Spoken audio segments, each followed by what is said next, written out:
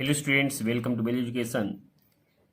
आप सभी ये जान रहे हैं कि अभी हम आप सभी को रियल नंबर्स बता रहे हैं और रियल नंबर्स में अभी तक हम आप सभी को पार्ट 7 तक बता चुके हैं। और आज हम आप सभी के सामने रियल नंबर्स का पार्ट 8 बताने जा रहे हैं और इसमें हम आपके लिए लिए हैं एनसीईआरटी का सॉल्यूशन, जो आपका एक्सरसाइज 1.3 का है। और स्टूडेंट्स, यहाँ पर जो आपको जो प्रूव करना है कि प्रूव दैट √5 इज इरेशनल, तो इससे रिलेटेड हम विभिन्न प्रकार के टर्म्स हम आपको बता चुके हैं कि इसे प्रूव करने में जो एक थ्योरम का यूज होता है उसे हम इसके पहले वाले वीडियो में बता चुके हैं। आप यदि उस वीडियो को नहीं देखें तो सबसे पहले जाकर आप पार्ट 7 वाले रियल नंबर्स के वीडियो देख लें, जिससे आपकी कंसेप्ट क्लियर हो जाएगा। तो स्टूडेंट्स, सबसे पहले अब हम जानेंगे कि ये एक्सरसाइज के जो भी क्वेश्चन से इंपॉर्टेंट सभी क्वेश्चन को कैसे सॉल्व करते हैं। इस चीज़ को देखने के लिए आप वीडियो को पूरा देखें। आप यदि वीडियो को पूरा देखते हैं तभी आपका कंसेप्ट क्लियर हो पाएगा, अच्छी तरह समझ पाएंगे। और साथ ही साथ यदि अभी तक आप इस चैनल को सब्सक्राइब नहीं किए, सब्सक्राइब कर दें, साथ ही वीडियो को लाइक कर दें। तो स्टूडेंट्स, हम यहाँ पर सबसे पहले क्वेश्चन देखते हैं आपका कि प्रूव दैट √5 इज इरेशनल। इसको देखिए स्टूडेंट, बहुत ही हम अच्छी तरह से सॉल्व करेंगे और आपके कंसेप्ट को, आपको इरेशनल नंबर यदि दिया है प्रूव करने के लिए तो उसे आप रेशनल लेके चलिए। यहाँ पर देखिए स्टूडेंट, यहाँ पर एज्यूम करते हैं कि let us assume that √5 is rational number. यहाँ पर स्टूडेंट हमें मान लिए कि √5 जो है आपका रेशनल नंबर है। और जब रेशनल नंबर है तो आप जानते हैं कि रेशनल नंबर का फॉर्म जो होता है वो p/q के फॉर्म में होता है, a/b के फॉर्म में होता है। तो यहाँ पर हम लेट आगे करें कि now let √5 is equal to a/b। a/b हम इसलिए लिखे स्टूडेंट क्योंकि a/b के फॉर्म में रेशनल नंबर होता है, और जब मैं इसे रेशनल नंबर पुट कर लिया है तो निश्चित है कि a/b के फॉर्म में होता है। यहाँ पर आप एक कंडीशन लिखेंगे कि where a and b are coprime and b does not equal to 0। देखिए स्टूडेंट्स, आपको यहाँ पर जानना है कि को प्राइम नंबर्स क्या होते हैं। को प्राइम नंबर्स वैसे नंबर्स हैं जिसका कॉमन फैक्टर 1 हो। यदि कॉमन फैक्टर आपका 1 होता है तो वहाँ पर आप जाना है कि वो नंबर्स आपका को प्राइम है। तो यहाँ पर जो है a और b को हम को प्राइम मान लिए हैं, और साथ ही साथ यहाँ पर b does not equal to 0, क्योंकि यहाँ आपका डिनोमिनेटर फॉर्म में कभी भी 0 नहीं होगा। इस चीज़ को आप जानते हैं, अब 10th क्लास के बच्चे हैं, तो यदि 0 हो जाता है तो वो इन्फिनिटी हो जाता है उसका वैल्यू, ये पॉसिबल है। तो यहाँ पर अब देखिए स्टूडेंट्स, अब हम यहाँ पर इसका आगे का प्रोसेस जो करेंगे, इसके नेक्स्ट स्टेप के लिए आप अच्छी तरह से देखेंगे कि अब जो हम हैं इस इक्वेशन को स्क्वायरिंग करेंगे ऑन बोथ साइड। यहाँ पर लिखेंगे कि squaring on both sides we get. जब हम दोनों साइड इसका स्क्वायर करते हैं स्टूडेंट तो हम क्या गेट करेंगे। तो यहाँ पर देखिए √5 का स्क्वायर यदि आप करते हैं और यहाँ पर a स्क्वायर y स्क्वायर हो जाएगा। साथ ही साथ आप यहाँ देखिए कि √5 का स्क्वायर है, तो आप ये चीज़ जानते हैं कि जब हम रूट वाले नंबर का स्क्वायर करते हैं तो क्या आ जाता है, केवल 5 आ जाता है। तो 5 इक्वल टू आपका हो जाएगा a स्क्वायर और y स्क्वायर। अब देखिए स्टूडेंट्स, इससे एक और हम कंसेप्ट निकालते हैं कि यहाँ पर जो है b, हम इसको इस साइड ले जाएं और a स्क्वायर बाई 5 लिख सकते हैं। तो यहाँ पर आपका ये 5 हो गया। तो यहाँ पर आपका एक कंडीशन आया स्टूडेंट, इसको हम 1 ले लेते हैं। आपका इक्वेशन फर्स्ट हो गया।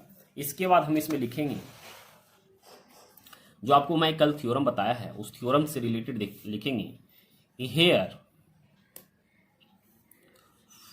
a square is divisible by a square is divisible by 5, so a is also divisible by 5।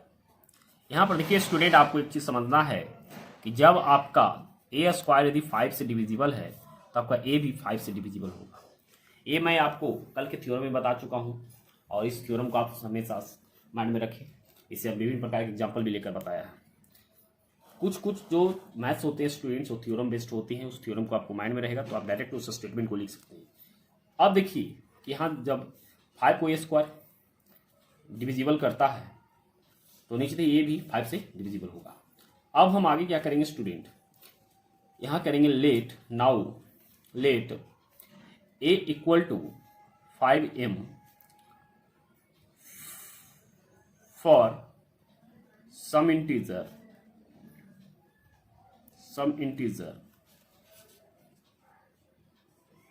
Of m के कुछ इंटीजर के लिए हम यहाँ पर a equal to 5m late कर लेते हैं। a में यहाँ पर कोई भी ऐसा इंटीजर रखें जो 5 से मल्टीपल होगा तो नीचे तक a के इक्वल में होना चाहिए। अब यहाँ पर हम देखिए स्टूडेंट्स, अब इसका हम फिर से एक प्रोसेस करते हैं क्या कि सब्स्टिट्यूट कर देते हैं। तो substituting a equal to 5m, देखिए इक्वेशन 1 में, इन इक्वेशन 1, तो 1 में हम जब इसको सब्स्टिट्यूट करते हैं वैल्यू को स्टूडेंट्स, तो यहाँ पर देखिए कि यहाँ पर आपका लिखा हुआ था b स्क्वायर और यहाँ पर आपका था a स्क्वायर, तो a की जगह पर 5 में रख देंगे तो 5m का स्क्वायर हो जाएगा। उसके बाद नीचे क्या है 5 है तो 5 लिख देंगे। आगे का इसका जो प्रोसेस होगा स्टूडेंट वो लिखेंगे b square equal to 25m square divided by 5। अब देखिए 5 से 5 क्या हो गया, कट गया। यहाँ पर आप एक लाइन और स्टेटमेंट लिख सकते हैं लास्ट में कि m स्क्वायर हो गया और यहाँ पर देखिए b स्क्वायर, 5 को हम नीचे ले आते हैं। यहाँ तक कोई समस्या? इस समस्या आपको यहाँ तक किसी प्रकार का होता है तो आप इस समस्या को कमेंट में लिखिए जरूर, और नहीं होता है तो बहुत अच्छा है कि आप हमारी बात को समझ रहे हैं। तो a आपका दूसरा फॉर्म आ गया। यहाँ पर फिर हम एक स्टेटमेंट लिखेंगे स्टूडेंट इसके लिए कि हेयर देखिए b square is divisible by 5 से देखिए b स्क्वायर क्या डिविजिबल है, सो b is also divisible, so divisible by 5। इस स्टूडेंट आपको लिखना बहुत जरूरी है। देखिए यहाँ पर हम b स्क्वायर जब 5 से डिविजिबल है तब b भी क्या होगा 5 से डिविजिबल। उसी थ्योरम का फिर मैंने यहाँ पर यूज किया स्टूडेंट्स। अब इसके आगे हम चलेंगे तो देखते हैं कि b स्क्वायर को जब 5 डिवाइड करता है तो b को भी 5 डिवाइड करेगा। तो आप यहाँ पर देख रहे स्टूडेंट कि ऊपर वाले स्टेटमेंट में हम यहाँ जो लिखे थे कि a को 5 डिवाइड करता है और a को अब b को भी 5 डिवाइड करता है। अब सोचिए स्टूडेंट कि 5 जो है वो क्या a और b के लिए कॉमन फैक्टर हुआ कि नहीं हुआ। जब a को 5 डिवाइड करता है और b को भी 5 डिवाइड करता है तो निश्चित ही है कि यहाँ पर 5 जो है वो और a और b का क्या है कॉमन फैक्टर है। तो यहाँ पर आप एक स्टेटमेंट लिखिए कि therefore a and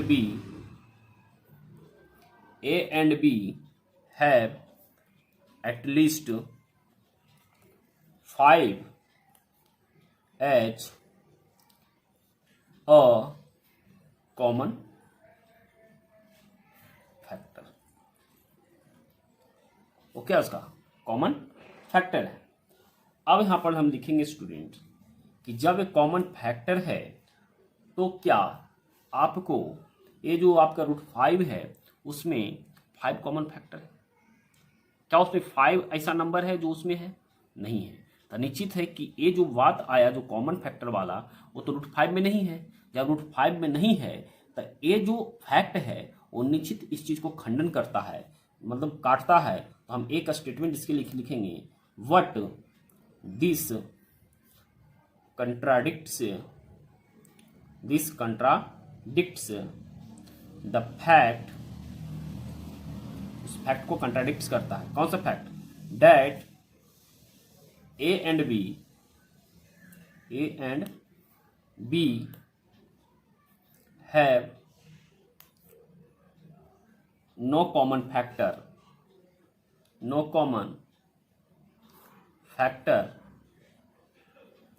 other than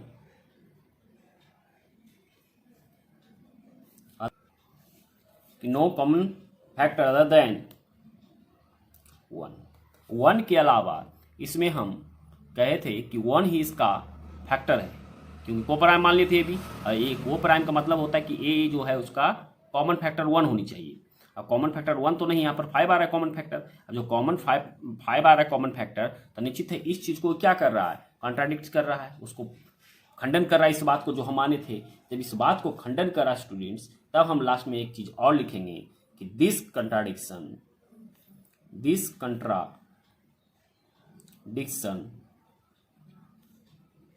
has arisen because of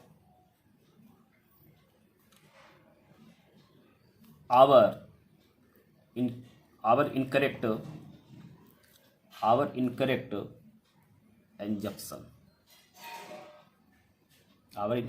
assumption that root 5 is rational.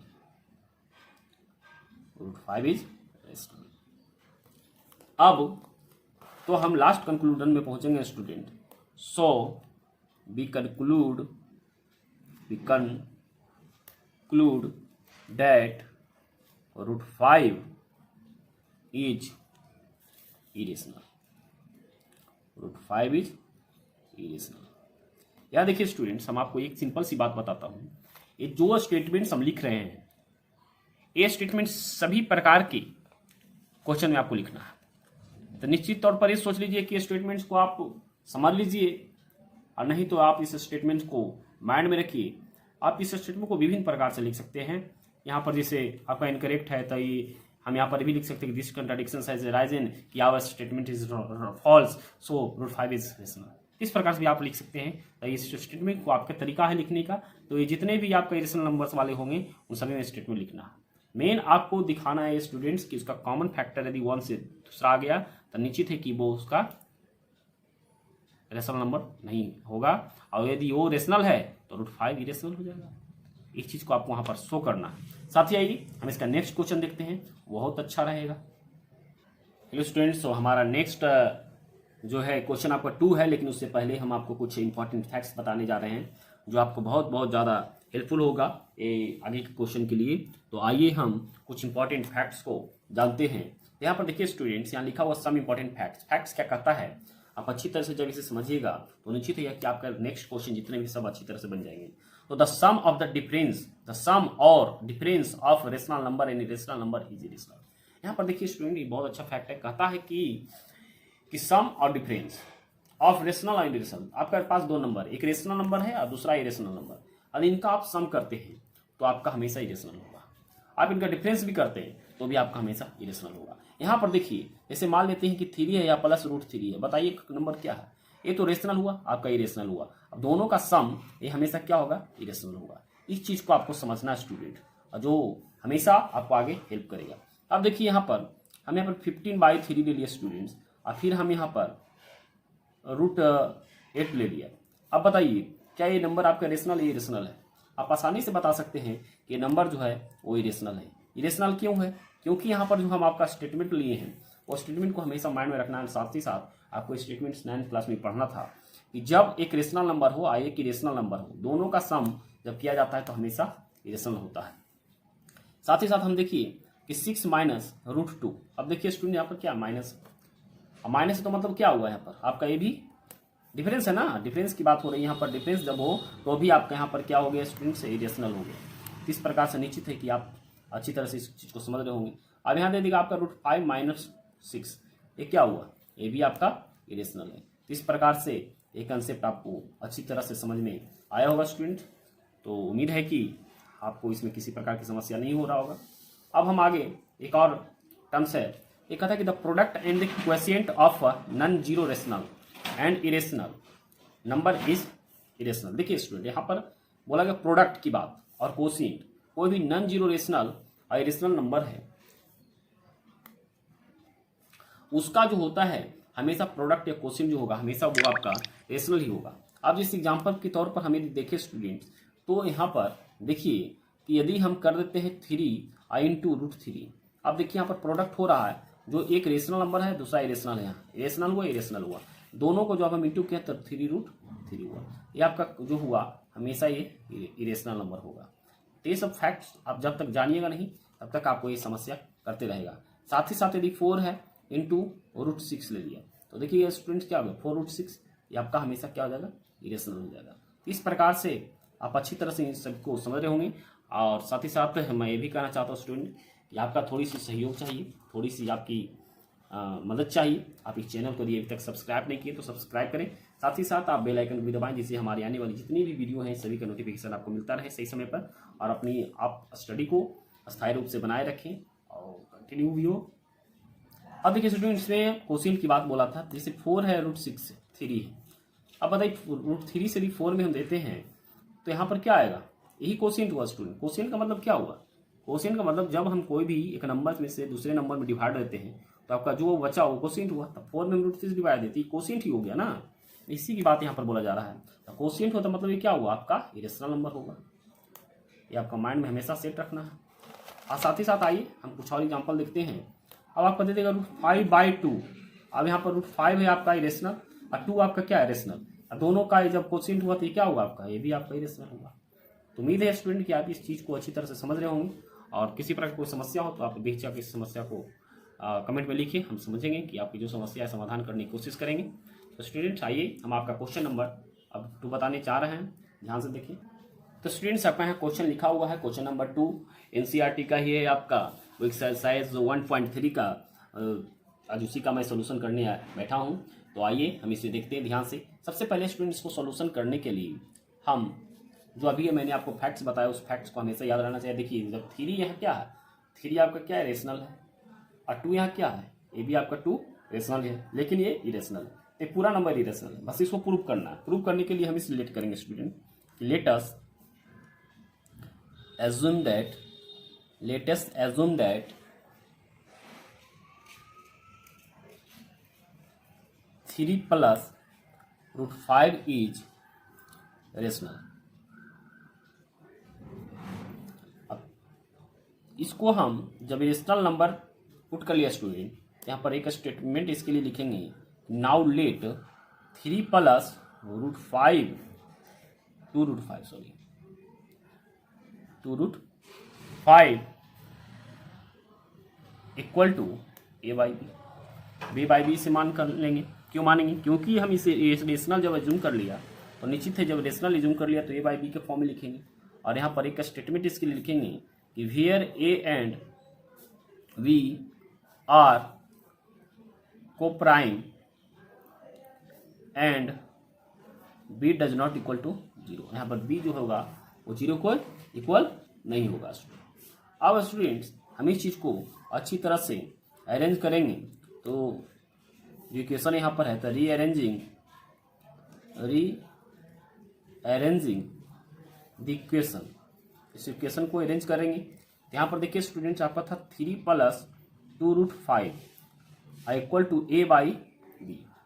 अब इसलिए इसको हम आगे यदि बढ़ाते हैं तो ये हो जाएगा, देखिए 2√5 और a/b और 3 को इधर लेके चले गए। साथ ही साथ इसे आगे और हम करेंगे तो √5 इक्वल टू 1/2, ऐसे ब्रैकेट में लिख देंगे a/b -3।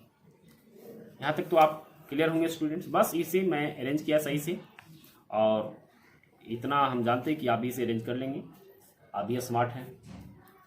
अब हम इसमें देखेंगे स्टूडेंट्स कि यहाँ पर जो हमारे पास a और b है, a और b आपका क्या है, a और b जब आप इसको रेशनल नंबर माने तो नीचे देखिए a और b आपका इंटीजर्स होगा, क्योंकि इंटीजर्स को ही हम p/q के फॉर्म में लिखते हैं, a/b के फॉर्म में लिखते हैं, तभी वो रेशनल होते हैं। और रेशनल हमेशा इंटीजर्स से ही बनते हैं। तो यहाँ पर हम एक स्टेटमेंट लिखेंगे कि since a and b are integers. अब a और b आपका इंटीजर्स है तो हम यहाँ पर लिखेंगे कि b गेट आपका क्या है, देखिए यहाँ पर जो आपका नंबर आया क्या आया, आपका नंबर 1/2 और ये आपका 3 था तो उधर गया तो a/b, तो b gate 1/2 a/b -3 is rational. आप उसमें जब भी वैल्यू रखिएगा स्टूडेंट आपका रेशनल फॉर्म ही आएगा। तो हम लिख सकते कि एंड सो 5 इज रेशनल। आप यहां तक इस बात को अच्छी तरह से समझें। अब देखिए स्टूडेंट, जब इतना रेशनल तो इतना भी आपको क्या रेशनल होना चाहिए, लेकिन क्या सही बात है? ये बात सही नहीं है। तो लास्ट स्टूडेंट हम एक और लिखेंगे इसके लिए कि what this contradicts the fact that √5 is irrational. मतलब कि आप यहां पर ये जाने कि √5 तो इरेशनल है नहीं, इरेशनल है। आप पहले प्रूव कर चुके हैं। और जब इरेशनल तो इरेशनल होने की संभावना है, लेकिन ये बात कोई हमेशा खंडन कर रहा है, क्योंकि आप ऑलरेडी जानते हैं कि √5 क्या है, इरेशनल नंबर है। तो यहां पर हम ये लिखें कि but this contradicts the fact √5 is irrational. और जब √5 इज इरेशनल हो जाएगा स्टूडेंट्स, तो हम यहां पर एक लाइन और लिखेंगे कि so we conclude that 3 + 2√5 is irrational. अब कैसे इरेशनल हुआ, आप इस चीज को समझिए। जब हम √5 को आपको इरेशनल प्रूव कर दिया स्टूडेंट्स, और √5 जब हम बताए कि इंटू किसी से करते हैं तो हमेशा रेशनल बनाता है, वो जब किसी के सम होता है तो हमेशा रेशनल बनाता है। इस प्रकार से स्टेटमेंट आपका पूरी तरह से प्रूव हो चुका। तो उम्मीद है कि आपको इसमें किसी तरह की कोई समस्या नहीं हुआ होगा। यहाँ पर 2 लिख देंगे स्टूडेंट, 2 था। तो उम्मीद है कि आपको अच्छी तरह से वीडियो समझ में आया होगा। और साथ ही साथ यदि अभी तक आप इस वीडियो को लाइक नहीं किए तो लाइक करें। और हम इसमें स्टूडेंट्स एक क्वेश्चन और है जो हम आपका नेक्स्ट क्लास में डील कर देंगे। तो आज के लिए बस इतना ही है। साथ ही साथ पूरा वीडियो देखने के लिए बहुत बहुत धन्यवाद आपको।